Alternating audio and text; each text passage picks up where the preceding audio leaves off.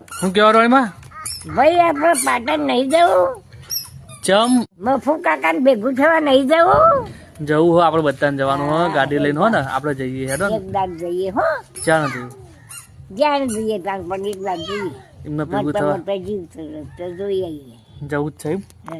હા મફુ કાકા કોમેન્ટ કરજો, હવ અમે આવીએ એવું. અમે આવીએ. આખી એમને ભેગું થવા જવાનું છે. હા એસપી હિન્દુસ્તાની ઓલ ટીમનું બધાને આપણે ભેગું થવા જઈએ હો ને હવે.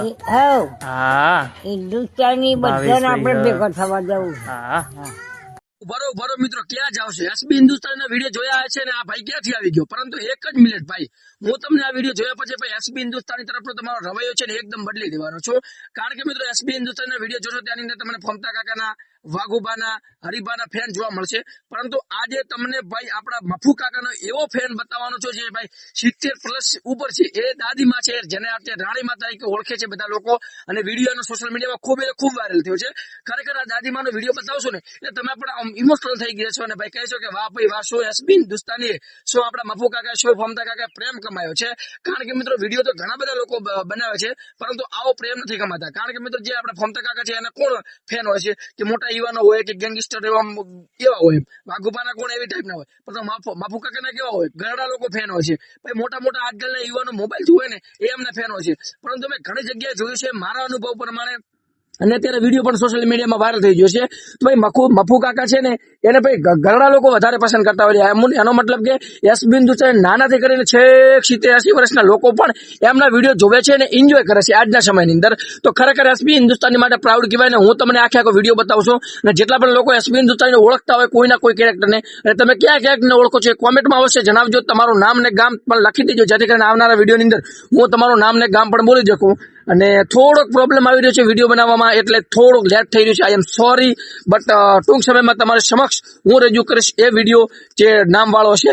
પરંતુ આજે આ રાણીમાનો વિડીયો જોવો ને ખરેખર આખી એસબી હિન્દુસ્તાનીએ એની અંદર કોમેન્ટ કરી છે અને આવો એમ કીધું છે. ટૂંક સમયની અંદર એ લોકો પણ મળવા જશે. એનો પણ વિડીયો આપણી ચેનલ ઉપર આવે છે, ધાગુ જિલ્લા કે સુરેશ પ્રજાપતિના ચેનલની અંદર. તો ખાસ ચેનલને સબસ્ક્રાઇબ કરી લો, બાજુમાં બેલ નોટિફિકેશન ઓલ પર સેટ કરી લો, અને દાદીમા વિશે તમારો શું કહેવું છે કોમેન્ટમાં કરી દો. અને 100% તમને વિડીયો પસંદ આવ્યો હશે તો વિડીયોને એક લાઈક જરૂરથી કરી દેજો, વધુમાં વધુ શેર કરજો અને દાદીમાનો આગળ આખો વિડીયો બતાવશો એ વિડીયો તમે જોજો.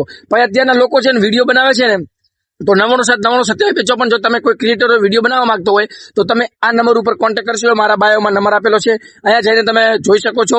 અને અહીંયા મારો કોન્ટેક્ટ કરી તમે સોશિયલ મીડિયાનો કોઈ પણ જ્ઞાન હોય કે તમારે કોઈ માહિતી જોતી હોય તો મારી સાથે તમે મેળવી શકો છો. બાકી જો આગળનો વિડીયોને વધુમાં વધુ શેર કરજો, લાઈક અને સબસ્ક્રાઇબ કરવાનું ભૂલતા નહીં. તમારું નામ ને ગામ 100% લખી દેજો અને રાણીમાનો વિડીયો જુઓ.